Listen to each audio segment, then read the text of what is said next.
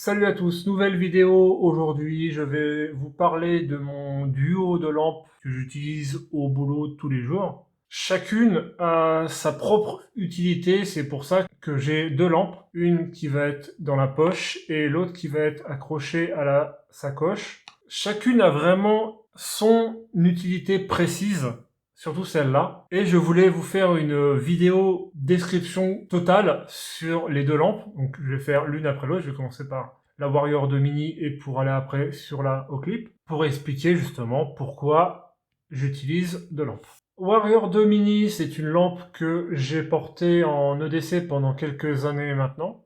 Je l'ai achetée en décembre 2022. Et elle est en finition tan. Alors là, c'est plus tan brossé que tan, mais à l'origine, elle était comme ça. C'est vrai que maintenant, avec l'utilisation, elle a bien morflé.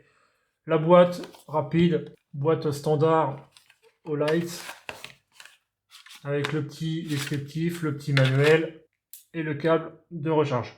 Pour les spécifications, c'est une lampe en aluminium. Elle fait une longueur de 11,7 cm et un diamètre de corps de 2,4 cm pour un poids de 122 grammes. Elle est IPX8, résistance à une chute de 1,50 m. Elle est alimentée par une batterie de 3500 mAh de type 18650. Elle est équipée de deux interrupteurs. Le premier avec un indicateur LED sur ce qui reste comme batterie, et le deuxième qui est un interrupteur tactique à deux positions. La tête est légèrement crénelée, beaucoup moins que sur une Warrior 3S. Le clip poche est bidirectionnel et il est aussi équipé de deux positions. Vous avez la position arrière et la position à l'avant. J'aime pas cette position-là, j'aime pas avoir les têtes de lampe vers le haut. Je préfère porter avec l'interrupteur vers le bas. Le cul, bien sûr, est magnétique parce que c'est une lampe au light. Et on a aussi un capteur de proximité qui se trouve ici pour éviter de vous cramer la poche quand la lampe s'allume par erreur. Concernant la puissance, donc elle fait une puissance max de 1750 lumens pour 12 300 candela. Donc du coup, c'est une focale qui est plutôt très resserré où on a un gros halo chaud au centre et une diffusion lumineuse autour. C'est du Holight, donc du coup c'est du fonctionnement classique, on appuie un coup et on laisse défiler pour changer les modes. Premier mode, donc en restant appuyé longtemps sur l'interrupteur, c'est le mode Luciole qui fait 1 lumen pour 45 jours. Mode faible, 15 lumens pour 164 heures et 19 mètres. Mode moyen, 120 lumens pour 19 heures et 57 mètres. Mode haut, 500 lumens pour 218 minutes et 117 mètres qui redescend progressivement. Et le turbo, 1750 lumens pour 4 minutes et 220 mètres qui descend aussi après progressivement. Et on a avec un triple clic le strobe. Voilà. Donc pour ce qui concerne l'arrière, moi je la mets en mode tactique. C'est une demi-pression turbo, pleine pression strobe. Et on a aussi un deuxième mode, il faut appuyer à fond sur l'arrière et maintenir le bouton un coup. Et là, ça se transforme en mode plus citadin avec en demi-pression moyen et en pleine pression le turbo. Petite comparaison avec d'autres lampes que j'ai en ma possession. La Nextorch TA21, la dite Warrior 3S et la Wooben X4 qui sont des lampes dans les puissances vraiment similaires. Sauf celle-là, elle fait 2300, c'est beaucoup plus. Mais là, on est sur 1500, 1750 et 1200 ou 1300, je sais plus vraiment, pour celle-là.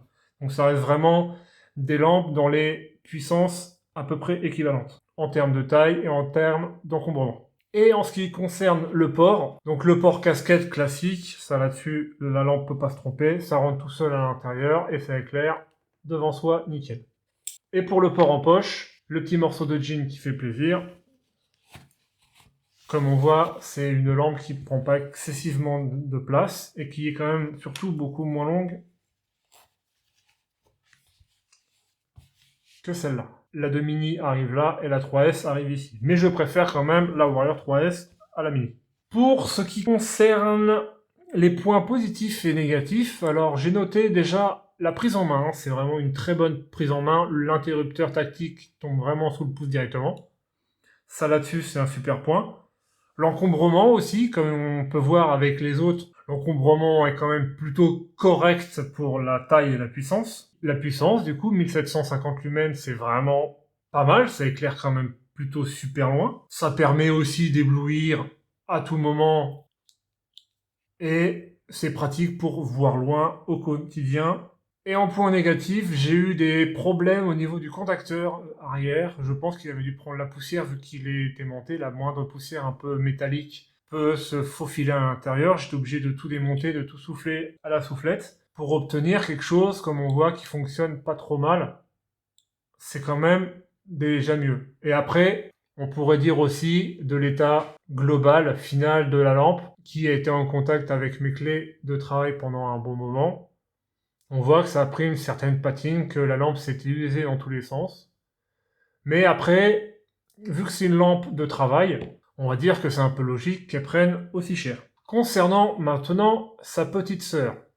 Donc on est sur une Olight au clip en couleur eau des green que j'ai acquis en novembre 2023, donc à peu près un an après, qui elle était vraiment dédiée au travail parce que j'ai juste à la clipser à la bande bandoulière de ma sacoche et j'ai la lampe avec moi en permanence, j'ai juste à appuyer dessus et je vois en face de moi, ça là-dessus, c'est vraiment nickel.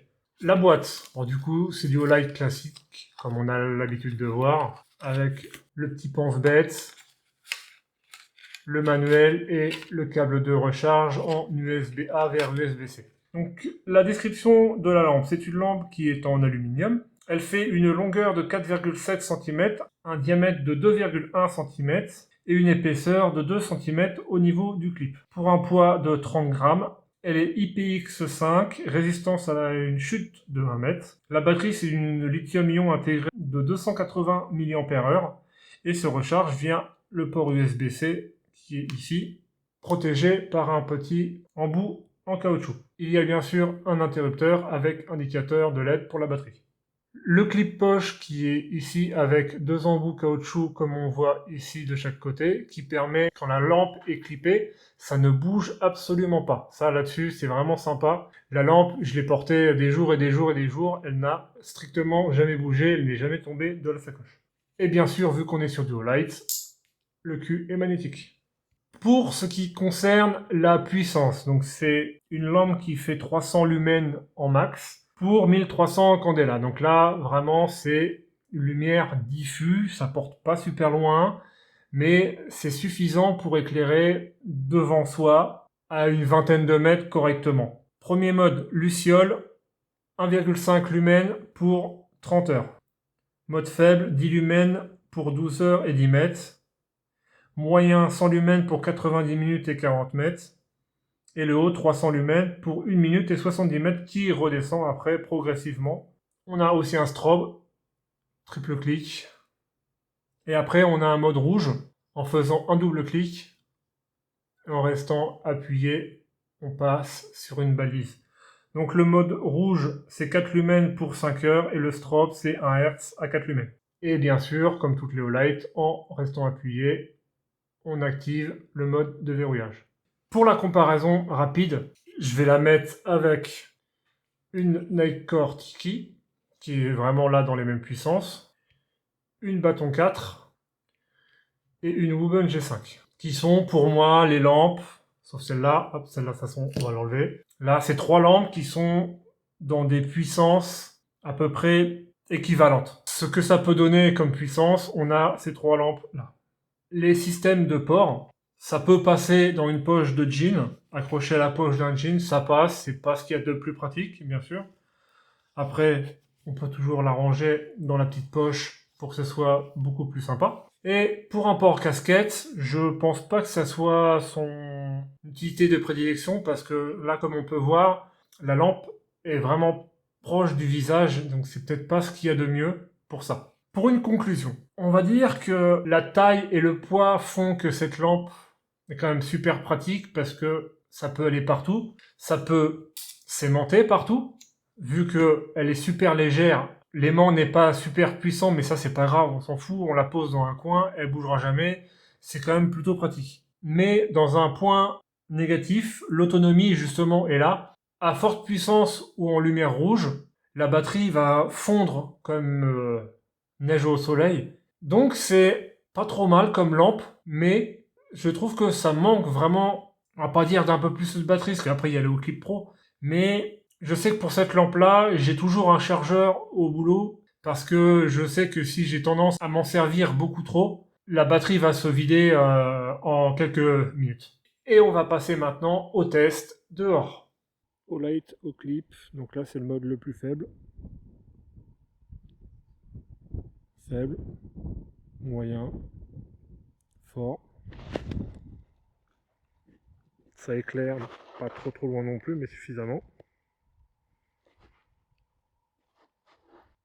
Double clic, le mode rouge. On voit un petit peu le garage en face. Triple clic, la balise. Voilà. Et la Warrior Mini 2. Donc là pareil, le mode luciole. Faible. Moyen. Fort. Et turbo. Et pour le strobe, un coup à l'arrière.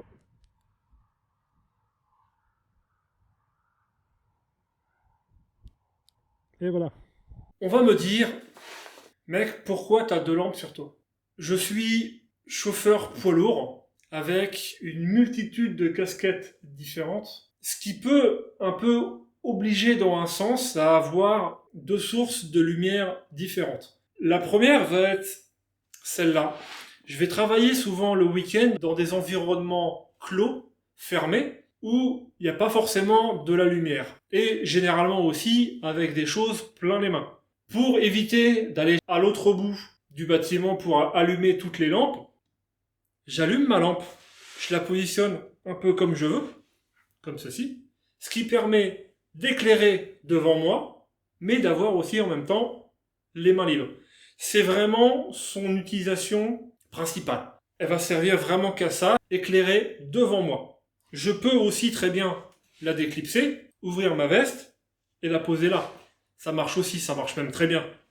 On peut aussi, si on veut éclairer un peu plus bas, la positionner un peu plus bas. Comme ça éclaire vraiment ses pieds devant. Cette lampe-là est destinée vraiment qu'à ça, à se déplacer avec les mains encombrées.